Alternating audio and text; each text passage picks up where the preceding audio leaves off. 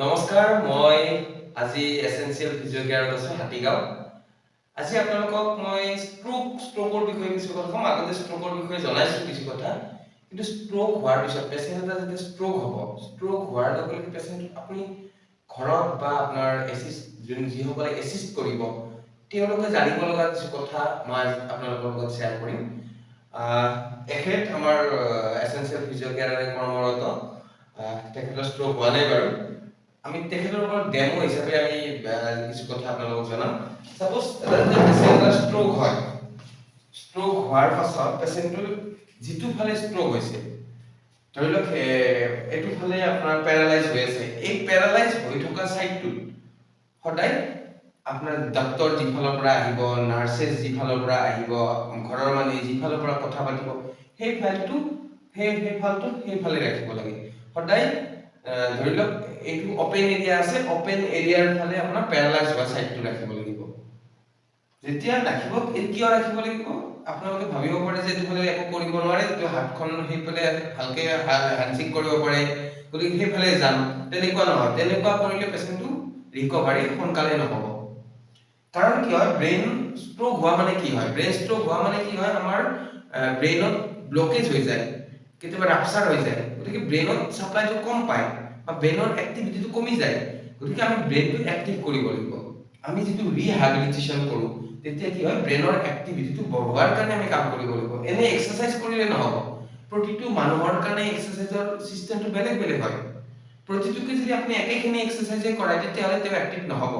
আপুনি চাব লাগিব, ধৰি লওক আপোনাৰ ঘৰত এজন মানুহ আহিছে, ষ্ট্ৰোক হৈছে, তেওঁ কোনোবা এজনক মাতি আনি পেলাই এক্সাৰসাইজ কৰাইছে, কেতিয়াও নহয়, তেওঁ কেতিয়াও ভালকে ইমপ্ৰুভ নহ'ব বা তেওঁ কিছুমান ডিফৰ্মিটি ৰৈ যাব, তেওঁ ভালকে আগৰ অৱস্থা নাপাব। কিন্তু এজন ফিজিকেল মেডিচিন ডক্টৰ বা ফিজিঅ'থেৰাপিষ্টৰ ওচৰত যেতিয়া আহিব, ফিজিঅ'থেৰাপিষ্টে প্ৰথম দিনাই তেওঁক যেতিয়া হস্পিটেলত দেখিব, তেওঁৰ কি কৰিব, কাৰেকশ্যন কৰিব, তেওঁ কেনেকে শুব, কেনেকে নুশুব, এইবিলাক কাৰেকশ্যন কৰিব। এতিয়া তেখেত শুই আছে, দেখিছে এইফালে মূৰটো এইফালে কৰি আছে, যদি এনেকে মূৰটো এইফালে কৰি থাকে প্ৰব্লেম হৈ যাব, মূৰটো এনেকে ৰৈ যাব। আমি কি কৰিব লাগিব, যাতে মূৰটো এনেকুৱা নাথাকে, চিধা থাকে, হাতখন তেওঁৰ এই যেতিয়া শোল্ডাৰ যেতিয়া ষ্ট্ৰোক হয় তেতিয়া ডাউন হৈ থাকে, তললৈ পৰি থাকে, তেতিয়া তো মুভমেন্ট কৰিব নোৱাৰা হয়। আমাৰ দেখিছে ষ্ট্ৰোক হোৱা মানুহবিলাক কেনেকে খোজ কাঢ়ে, হাতখন এনেকে লয়, এনেকে এটা থাকে আৰু ভৰিখন এনেকে যায়, দেখিছে এনেকে খোজ কাঢ়ে। এইটো নহবৰ কাৰণে কি কৰিব লাগিব, আমি প্ৰথম দিনাই সেইটো কাম কৰিব লাগিব।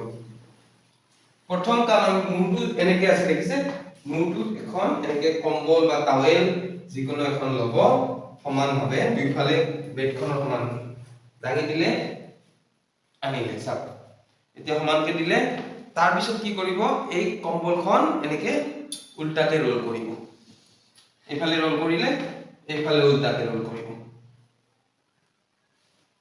এতিয়া চাওক তেখেত মাজত আছে, এনেকে হেডৰ পজিশনটো এনেকে মাজত ৰাখিব লাগিব, ঠিক আছে। মাজত থাকিলে তেতিয়া তেওঁৰ এই ডিফৰ্মিটিটো নাহে। তাৰ পিছত আপুনি কি কৰিব, হেডটো থাকিল চিধা হ'ল, তাৰ পিছত এইটো ডাউন পজিশনত থাকিব। শোল্ডাৰটো যেতিয়া ষ্ট্ৰোক হয়, পেচেণ্টটো ডাউন হৈ যায়, শোল্ডাৰটো দেখিছে গ্যাপ হৈ যায়, এইখিনি ডাউন হৈ যায়, পিছফালে থাকে, তেতিয়া কি হয়, যদি এনেকে থাকি যায়, এনেকে থকাৰ পিছত কি হয়, এই মাসলটো অটোমেটিক যেতিয়া তেওঁ ব্ৰেইনটোৱে কাম কৰা হ'ব, এটা টাইটনেছ আহি যাব মাসলটো। টাইটনেছ অহাৰ পিছত আপুনি এইটো এই পজিশনত থাকি যাব, ঠিক আছে। সেইটো আমি ৰোধ কৰিবৰ কাৰণে কি কৰিব লাগিব, পেচেণ্টটো আমি এটা পিলো, পাতল পিলৰে আমি কি কৰিব লাগিব, তেওঁক এইফালে লৈ যাব লাগিব লাহেকে। এইটো জোৰ কৰিব নোৱাৰে, এইটো যদি জোৰ কৰে এইটো খুলি আহিব পাৰে বা ইয়াৰ মাসলখিনি টাইটনেছ আহিব পাৰে, গতিকে ইয়াক আমি লাহেকৈ এইটো ফালে মুভ কৰিব লাগিব।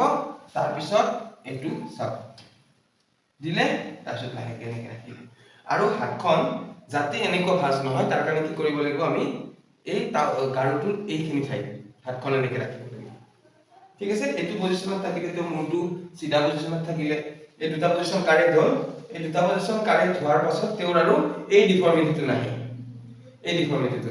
এতিয়া আমি হাতৰ মূৰৰ এইখিনি ললো, এবাৰ আমি ভৰিৰো আমি কেয়াৰ ল'ব লাগিব, আমি লোৱাৰ লিম্ব কেয়াৰ ল'ব লাগিব, ঠিক আছে।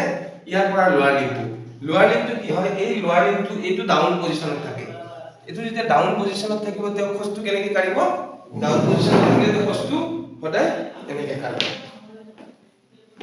এনেকে কাঢ়িব আপোনালোকে দেখিছে ষ্ট্ৰোক পেচেণ্ট বিলাকে খোজ কাঢ়া গতিকে আমি এইটো কাৰেক্ট কৰিব লাগিব এইটো কাৰেক্ট কৰিব লাগিলে আমি কি কৰিম আমি ধৰি লওক টাৱেল এখন ইয়াতে এই হিপ জইন্টৰ ওচৰত আমি টাৱেল এখন এখানে রাখি দিম যাতে আপ হৈ থাকে ঠিক আছে এটো আপ হৈ থাকিল তাৰ পিছত কি হয় আমাৰ ভৰিৰ পজিশনটো যেতিয়া ষ্ট্ৰোক পেচেণ্ট যায় এনি টাইম এনেকে হৈ থাকিব লাইন পজিশনত এইটো পজিশনত থাকিলে তেওঁৰ ভৰিখন এতিফালে থাকিব তেওঁ খোজ কাঢ়িব ভালকে নোৱাৰিব তেওঁৰ আঁঠুটো এনেকে যদি আঁঠুৰ তলত লাগি যায় তেতিয়াও নোৱাৰিব আমি কি কৰিব লাগিব আঁঠুৰ তলত এনেকে এটা দিব লাগিব আঁঠুৰ তলত ঠিক আছে আঁঠুৰ তলত আমি দিলো হল আৰু আমি এটা কৰিব লাগিব কি এই যিটো ভৰিখন আমি সিধাকে ৰাখিব লাগিব ভৰিখন সিধাকে ৰাখিবলৈ আমি এখন কম্বল এনেকে লব কম্বলখন একদম এই পজিশনত এখিনি ৰাখি দিব ঠিক আছে ভৰিখন মাজত থাকিব লাগিব এইফালেও বেছি থাকিব নোৱাৰে এইফালেও বেছি হালি থাকিব নোৱাৰে